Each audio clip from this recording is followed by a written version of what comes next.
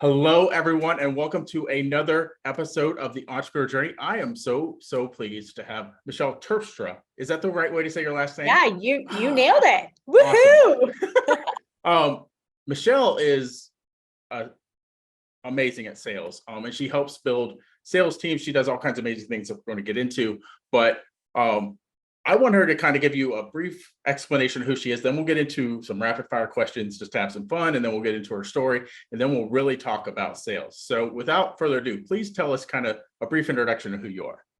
Hey, Doug, thank you so much for introducing me to your community and having me on live today and to the podcast. I'm really looking forward to chatting with you. And for those of you that don't know me, hi, I'm Michelle Terpstra, and I am the founder and CEO of the Startup Sales Leadership Institute. And what we do at the Institute is we help solopreneurs master their sales skills and then get to the level where they're ready to hire their sales team. And we teach them how to do that, how to do it in the right way so that they can be successful. And so I absolutely love that I get to do this. It is a full cycle from the time that you start your business until you scale your business. And we are all obsessed with sales. In my background, I worked for 3 Fortune 500s, then a small then a small consulting firm. And that's where I really got exposed to training, consulting, and really ignited my passion for it. And then I started my business back in 2020, and we have successfully helped over 500 entrepreneurs, and we're just getting started. Wow. That is amazing. So let's have some fun. I always ask my guests some rapid fire questions just so the audience can get to know them just from not even just a business perspective. So first off, what's the first thing that you do when you wake up in the morning? The first thing I do is sneak downstairs so I don't wake up anybody, because I get up between 5 and 5:30. And I sneak downstairs and my coffee's already ready for me. And I sit down and I read the morning brew before I get on my Peloton. And I do that every single morning. The morning brew. Enlighten me. Oh, What is yeah. the morning brew? Oh, the Morning Brew is one of my favorite news sources. And they just do a really good job at making news and information fun and cheeky and digestible. And so anyone can go sign up for it. It's free and they do a fantastic job. And I love reading it every single morning. So that's how I start my day. Nice. I also like that you're a member of the 5:30 club. Yes. The early morning is my favorite time. And I was actually on Instagram the other day scrolling through, and if anybody follows Cody Sanchez, if you don't, you should. And we're alike in a lot of ways. And she made this post the other day that was like 99% of your problems can be solved if you get up at 5 a.m. And I'm like, yep, 1,000,000%. So yeah, I am in that club, and I will forever be in that club. Nice. This is fun. What's your favorite go-to karaoke song? Okay, so first of all, you should know that I know the words to no songs. I love music. Okay, so this is the funny conversation is I absolutely love music. I want to go to concerts. I'll do karaoke. Like I'll sing to myself, but I always have the words wrong. And my husband knows all the words to every song ever. So it's this ongoing joke in our house. But I was thinking about it, and I think it would probably be Spice Girls' Wannabe. Nice. That's a fun song. Yes, it is fun. And I think I know enough words to be dangerous on that one. Nice. So what's the most unusual thing you've ever eaten? Well, my husband convinced me to try frog legs when we were in Paris, and I ate them. They didn't taste like frog legs, not what I would imagine. I don't think I'll do it again.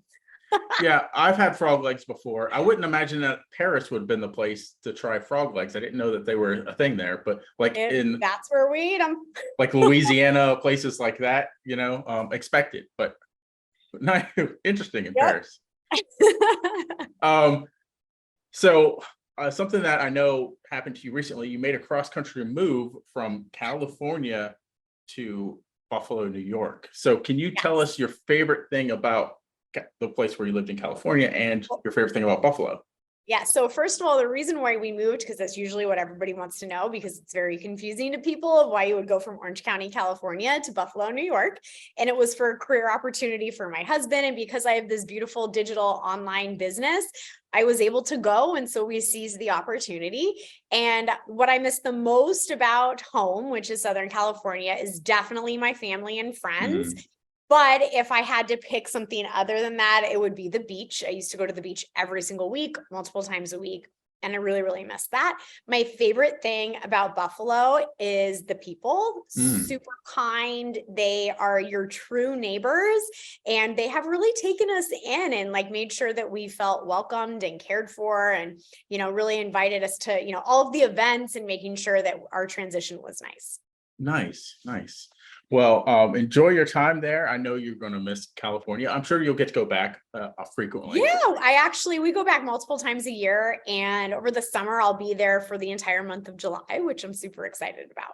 Nice. My family and I are headed to Wyoming in July, so that's going to be someplace new we have never been. Are you going to go fishing or exploring? That's like exploring, hiking. Yes. We're going to Jackson Hole, so there's plenty of mix of cool stuff to do there, right? Oh yeah, you're gonna have a great time. I have a friend, remind me later and I'll send this to you if you want to rent a boat. She owns a boat company that you can go out on the lake and everything, and she's really cool. So let me know and I'll send that to you if you need it. Nice. Yeah, I know at our resort, it's like mountain view is like right out our window. So cool. That'll be awesome. All right. One of my favorite parts of all of these entrepreneur journey interviews is the fill in the blank question. Okay. So your fill in the blank is, if I had a mantra to describe my entrepreneur journey, it would be blank. You can sell yourself into anything. Oh, and wow. That's the mantra. And I believe it for myself, and I believe it for everybody else. Nice. I would love to dive deeper into that, but I feel like we could go on a while for that. So let's just, instead of that, maybe we'll save it for another time, but let's go into your story. I'd love to know, like you talked about working for Fortune 500 companies, and now you're an entrepreneur and have been for a while. So kind of talk about that transition and ups, downs, curves, all of that. Yeah. So like I came right out of college and had the choice of, you know, what am I going to do when I come out of college? Like a lot of people do. And my undergrad degree was in communication from UC Santa Barbara. And the way they teach communication, it's negotiation, organizational communication, negotiation, emotional intelligence. And so reflecting back on that experience, it was really a degree in sales. And so when I exited that program and I was looking for what I wanted to do, like I naturally loved talking to people. I naturally loved the art of selling. I was already doing it in some capacity in college. And so I was like, this is what I want to do, is I want to go into sales. And also it pays like 20 times more than like any other job you're going to get straight out of college. And it provided the most flexibility. And I feel like I've always wanted time freedom. Every choice I've really made in my whole life was all around time freedom. And time freedom is not just like this thing that erupts. You have to make enough money to have time freedom, right? You have to prioritize, you have to build a life that has it and all the things. So I went straight into sales, and my first sales job was like the typical inside sales job where you sit in a cubicle with like 40 other people in a cubicle, and you make calls, you take calls, you make calls. That's what you do all day. You have a headset on. And I remember we were like throwing hacky sacks to each other and like just ridiculous stuff. And that was your typical sales floor.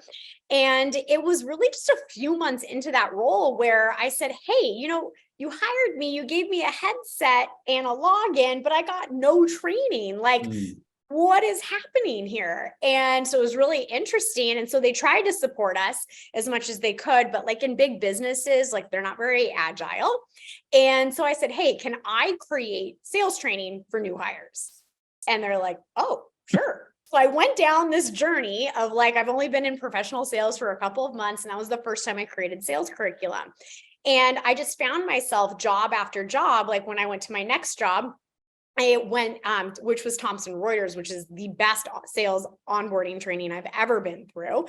And I absolutely loved it. And then before I knew it, I was the new hire sales mentor for new territory managers.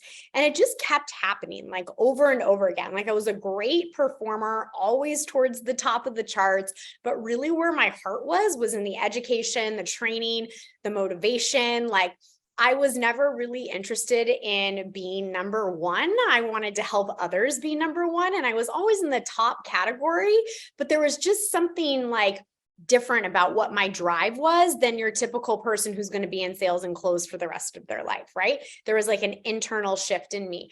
And so when I had enough underneath my belt and I felt like, wow, I could really crush this teaching entrepreneurs and small businesses how to build these really amazing sales systems within their organizations.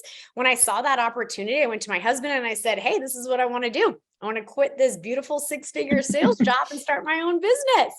And, he didn't even flinch. And he was like, I'm sure you can do it. So if you have the vision, go do it. And it happened really, really quickly. And I think that starting my business in January of 2020, I'm not knowing the pandemic was going to happen, it actually worked out really well for my business because within months, people were trying to figure out, how do I sell without being in person? What do I do from a virtual selling perspective? And that was really where I just fell into it all, and it exploded. And here I am today, years later. Wow. I love that story. I want to go back to near the beginning. You had mentioned that you had only been on the job a few months, and here you were creating sales training because you were already entrepreneur spirit at that point, right? You were already, how can I improve this situation that I'm in, right? That just makes me think that's what entrepreneurs do every day, right? How can I continue to improve how we do everything, right? 100%. And like I would refer to that as entrepreneurship, right? Yes. So every company I ever worked for, I tried really hard with that entrepreneur spirit. Sometimes it was appreciated and sometimes it was met with a brick wall, and eventually I was like, I'm going to go do this myself. Yeah. It all depends on the leadership and the culture a lot in those companies. Yes. And the bigger the company you work for, the harder it is to be agile and to be and have those entrepreneur opportunities. So it's just part of business, right? Yeah, because they say, oh, I have to take that 10 steps up the flagpole before we can say yes. Yes. And I think that's why I love working with founders, entrepreneurs, startups, is they're super agile. And I am the fastest thinker that I've ever met in my life. And so keeping up with me is actually quite difficult. So if you can't take fast action in your business, I'm probably not the best person to support you. But what I have found is that startups, entrepreneurs, founders, solopreneurs, they can move quick. And I love supporting that business type. Nice. Me too. I love working with entrepreneurs as well. So let's dive into your expertise because I'm excited. I've had salespeople on the show before, but I don't know if I've been as excited to have them on as I am you. Sorry, people. Wow, I feel so special. Because I think, sales, there's only so many, there's the typical sales conversations. Like you can have questions about sales, but I think you have some really unique perspectives on sales. So that's one of the reasons I'm so glad to have you on the show. So I think your tagline is something around getting from hello to closed. So can you tell us the secret to getting a prospect from hello to closed? I know that's like a big ask question that could take me a couple of hours. But yes, when I first started my business, my Facebook community, I was like, what am I going to name this thing? And I fell in love with from hello to closed because it's so descriptive of exactly how I support people. So from the time you meet a prospect until you close them. And what I have found over these years with my own business and my clients' business is it's a combination of automation and human connection. And that is really how you make sure you are top of mind and consistent and getting as many of those leads from hello to closed as possible. I cannot tell you how many times I've gone into companies and there's just money waiting there for them, like waiting. Because there are things that are missed when they built their sales systems. And so if we can use a combination of automation and human connection, and they each have things that you need to be an expert at each category of that. But if you can use that combination, you can be extremely powerful and very effective with your time. And if we have time, I'd love to give you an example of what that looks like. Yes, but I'm going to keep this question that I have in the back of my mind for after that. Okay, you guys, so do you want me to tell you my story about how okay, so those two things. So I'm going to give you an example. Now, first of all, I have launched and sold out multiple products over the last couple of years, and I've experimented with different ways to launch and to close and all of these things because I like experimenting to see what I love, what works the best, and then I have, a bag of tricks to help my clients with instead of just one method, right? So I've explored these different things over the years. And at one point I was doing a lot of live events and they convert great. Like live events are amazing. However, it takes a certain level of capacity in your business in order to consistently live launch, execute, close, and move on. And so I've had a really, really busy already beginning of the year, like traveling for speaking engagements and events and all of these things. And I had a new product that I wanted to launch. And I was like, you know what? A live event or a challenge is just not in the cards this time. It's not going to happen. And so what I did is what I refer to as the shush launch. And it's something that my clients have used, rinse and repeat over and over again. I have used rinse and repeat over again. And it's just super, super simple. It's getting very active on social media and your email and reaching out directly to people to invite them into whatever your new product is. Now, I know that sounds super simple and there's a lot more that goes into it, but it's so much easier than a live event. And the way that I use automation in conjunction with human connection is like this. And this is probably one of the most powerful things that I'm going to tell the audience today. Listen Because up. very few people do this. Okay, so if you're familiar with the launching method, there is pre-launch, where you are with the purpose of pre-launch is to prime the mind to a new problem for your community to either identify as it or not, and then discuss the risk of not taking action to do it. Okay. It's really, really simple. And a lot of people use it then to get registrations for their events, but I didn't have time or capacity or really frankly interest in it this time. Okay. So what I did is what I usually do, which is pre-launch, but this is the magic. Okay. You want to get people to raise their hand during pre-launch so that when you're ready to take on clients, you already have your hot lead list right there and ready to take action. So I usually do 3 to 4 weeks of pre-launch content where I have people raising their hand, and I use active campaigns. So for example, the product I just sold out was teaching founders how to build their sales team from the ground up. Okay. So for 4 weeks, I literally was sending out emails and doing social content all about the opportunity to do this, right? And I used automation within Active Campaign that every time they clicked on a link or they took action in an email, it tagged them with, I want to grow a sales team. And that's the pain point and the identification that I used with an Active Campaign.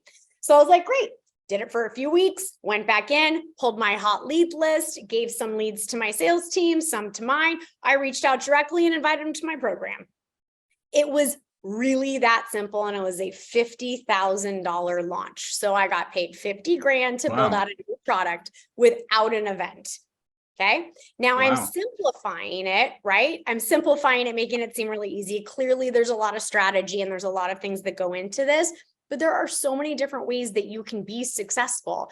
We had a 100% close rate on all of our discovery calls, and the sales came in 50% discovery calls and 50% checkout in DM or via email. So it was really, really powerful.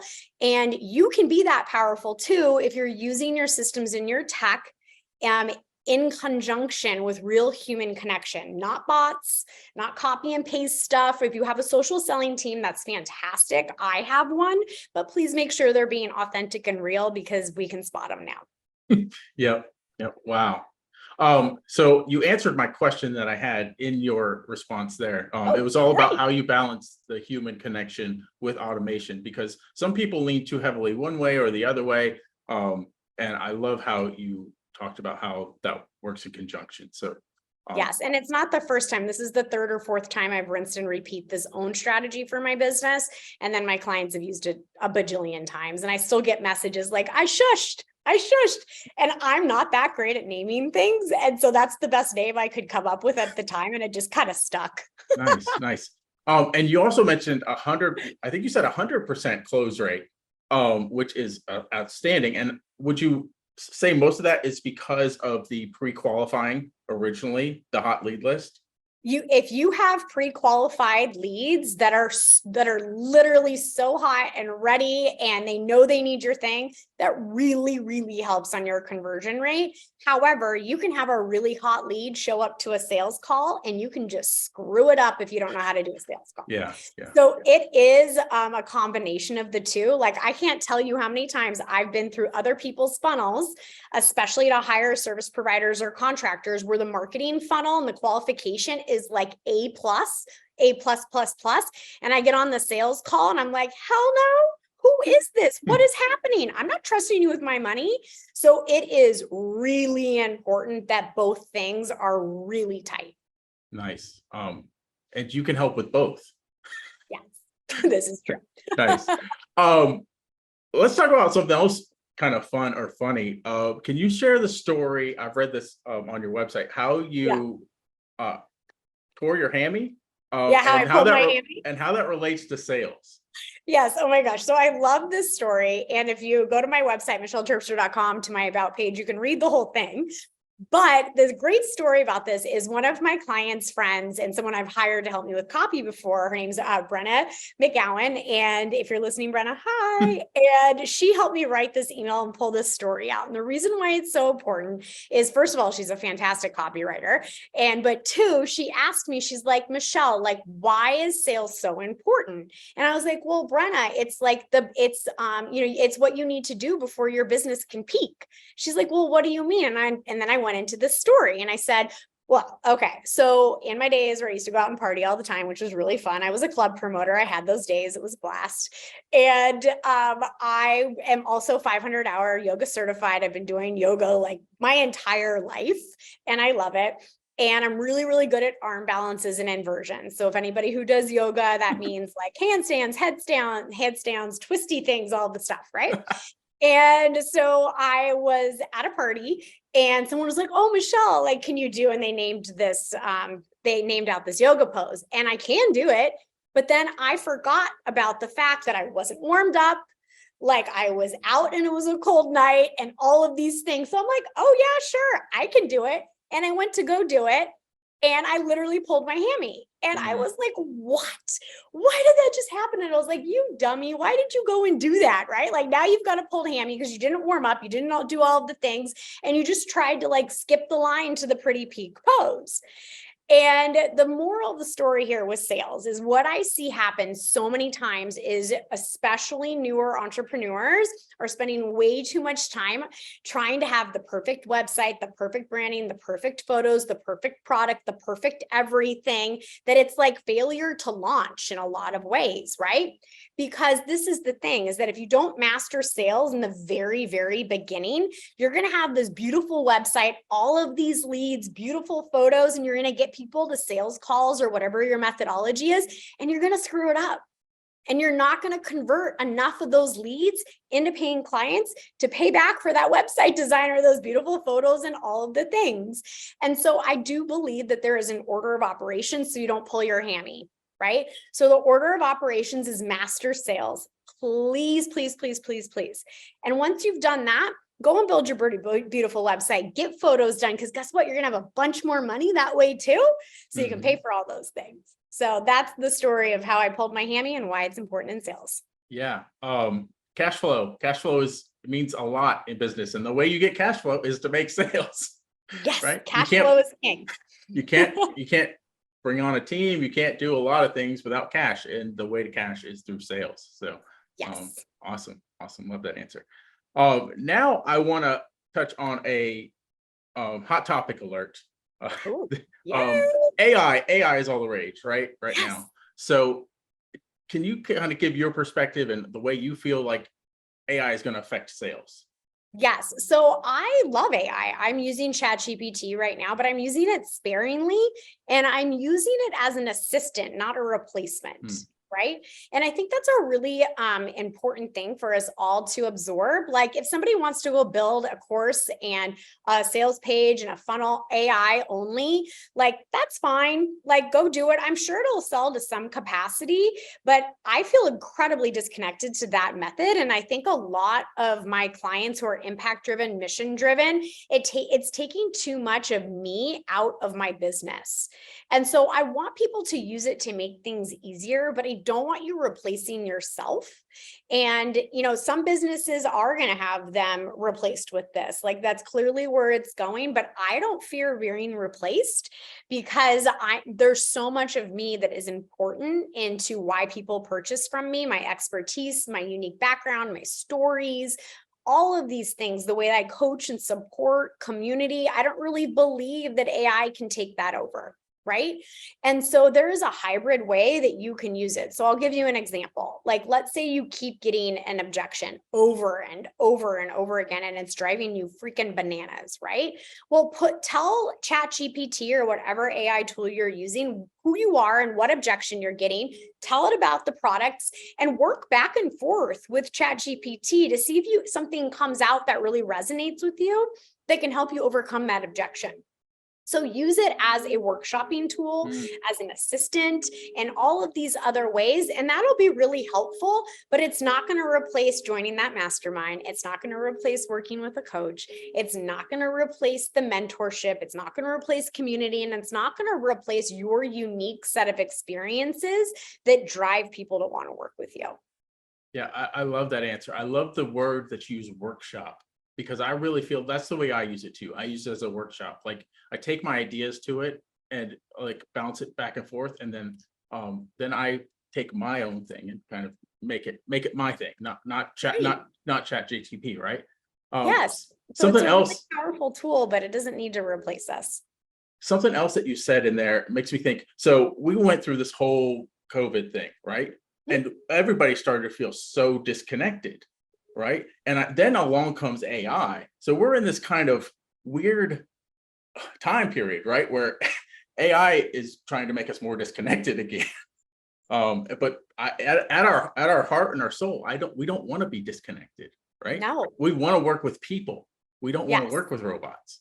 Yeah, it's a core human desire. Connection is so important. And I mean, for me, that's why I have spent so much time. Like the second I could get back on a plane, I was like the first one on a plane. I'm like, where can I go? Who can I hug in person? Where can I network? And I was like the first one out of the gates. And so, I mean, that's my personality. But I really do feel like most entrepreneurs are the same way. I mean, of course, some entrepreneurs choose the online business world because they prefer, they're a little introverted. They prefer to stay at home a little bit more. But I still really, really believe that everyone has that core desire to connect. And so I really encourage people to build those real in-person relationships. Yeah, I'm all about that too. It's interesting about the online world that you could be either or. You could be introvert or extrovert and still excel in the online world. So that's pretty cool. I skipped a question, so I'm going to go back to it. Can you share a unique sales strategy or technique that has been particularly successful for you and your clients? Yes.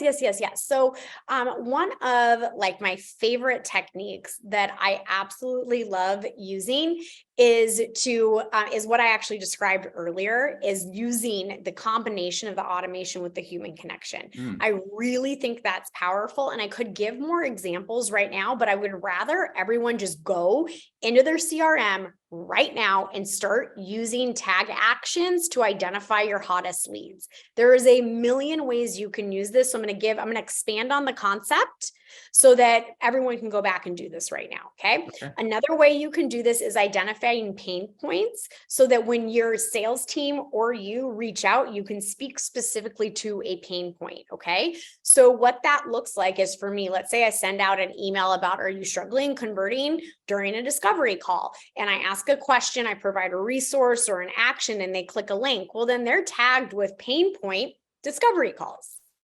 So when I go back and I'm identifying my most engaged subscribers to go and reach out to them to book sales calls, to make sales, I can reach out to that person very specifically to their pain point versus a generic like, oh, hey, do you need help with sales?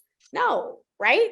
So Right. that is my number one most powerful tool for making sure that you're having amazing sales conversations with people that are geared towards their specific struggles, pains, and problems. Because if you can connect on that level instead of being generic, it is extremely powerful. I could really dive deep here, especially like knowing your prospect before you get on the phone, like having the details in Yep. front of you rather than doing a lot of fact finding on the call that's not necessary if you had already gotten that information first, right? So Yep. yeah, that really alludes to that a lot. So we could talk on that all day, I'm sure. But let's move on. So I found this interesting as well. How do you help entrepreneurs cultivate confidence and master persuasion and influence? Okay, so the first part is the confidence part. And I think this is really, really huge for a lot of people. And I want to be really clear. I am not a mindset coach. I'm a motivator. Okay. And I'm a sales strategist. And this is how I serve people. So the way that I get people to be confident is they trust me enough to do what I say. Okay. And this is a really important piece because my clients take action. I tell them to do something and they go do it. When you take the action, what it does to your mind is reinforces, oh, wait, I did it. I was successful. I saw progress. Oh my gosh, I'm an inch or I'm 2 centimeters more confident today. Then the next day you do it again and you're like, oh my gosh, now I'm 10, 20% more confident. So I really believe that confidence is built by doing tiny things that lead up to big accomplishments. And when you can find a mentor, a coach, or a strategist that you truly trust in 100% integrity, and they get you to take these small steps, eventually you are the most freaking confident person walking in the room or getting on the call or going live. And I want to be clear that confidence does not equal perfection. Like even in this interview right now, I think I've like misspoken like 5 or 6 times. I don't really care, right? Because at the end of the day, people aren't listening for those few slip ups, right? They're listening for the other things, the powerful things, the things that make them feel connected to you as a human and a mentor. And that's what really matters.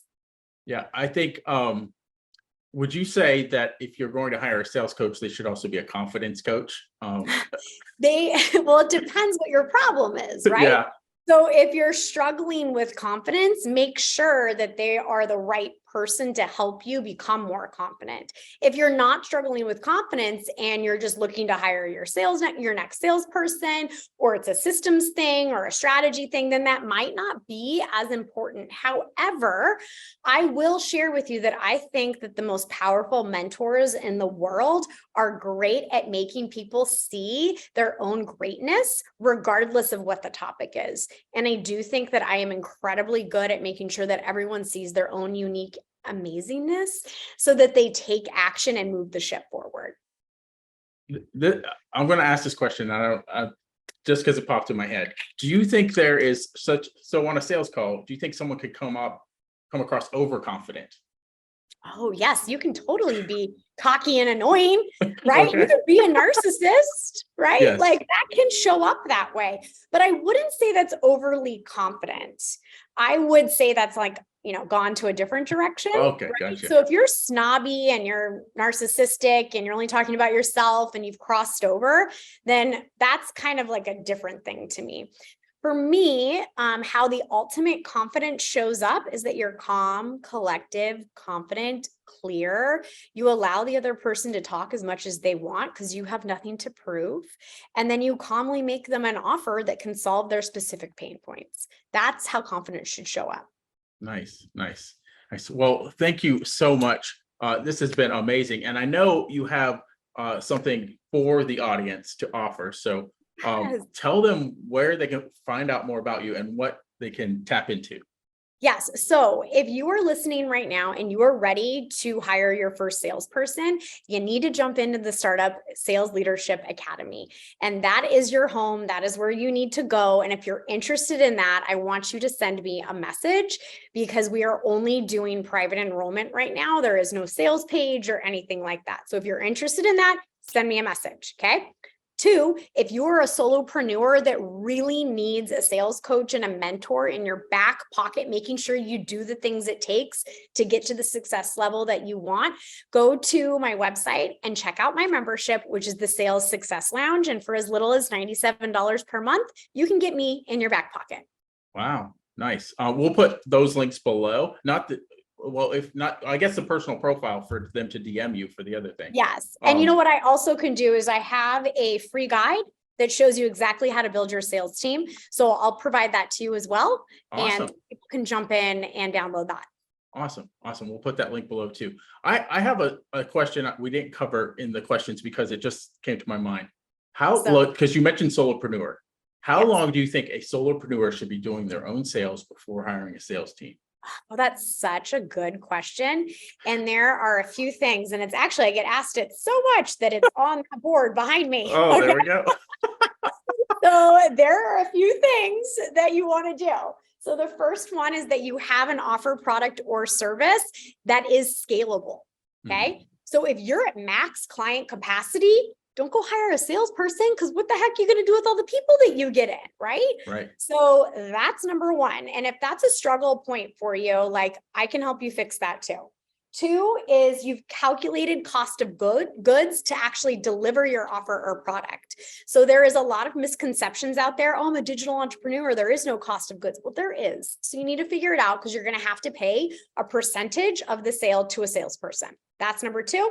Number three is that you're ready to step into sales leadership and not be the person doing all the sales. It's a major shift in responsibility and scale and your skill set. So you have to be ready and willing to want to learn how to do that. But I will tell you, being a sales leader is so much fun. And a lot of people that love doing sales, or maybe not even so much, when they have the opportunity to step into that leadership role where you get to hire your team and support them, it changes everything. And it even changes your relationships to sales and the excitement level that you see when you get to coach your team. Wow. So bonus content right there. It just, yes. That was awesome. I'm glad that I got that question in my head and thought to ask it, because that is, I'm sure they're very valuable to the listeners. So the last, you think I'd be out of questions. I'm not. The last question is, I can talk all day. What you got? I ask every entrepreneur for their closing thoughts, just anything you have for other entrepreneurs out there. Yes. Being an entrepreneur and being successful does not look like this. Okay. It is not straight up. It is not linear. This is not how it goes, friends. All right. You're going to have ups and downs. You're going to have dips. You're going to have right turns and left turns and all of the things. And that's totally normal, because where you end up at the end or your next level is exactly where you should be if you dedicate yourself to making sure you're getting the best mentorship, using top strategies, and you're listening to your clients so that you keep them happy and that you can continue to build products that people want. Wow. Thank you. Yeah. So true. Your journey is not a straight highway. No, it is not. It is absolutely not. Oh, I love it. I love it. Thank you so much, Michelle. And until next time, entrepreneurs, keep moving forward.